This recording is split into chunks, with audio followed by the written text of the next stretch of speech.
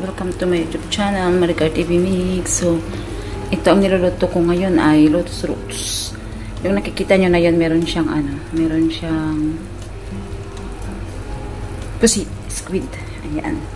So, ang ingredients niya, yung puti is yam, Japanese yam, tapos lotus roots, tapos bone, at saka yung kwan.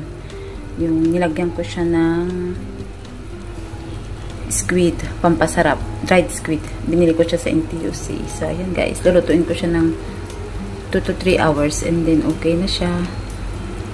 So, ayan. Luto tayo ng sabaw kasi maulan. Masarap siya. Thank you for your support. Bye-bye. God bless. Ayun guys, ito na after 2 hours. Ayan. 2 oras ko po siyang niluto. Tapos, ipainit ko siya pakuluan. And then, okay na. Yung, nagpapasarap din yung, squid.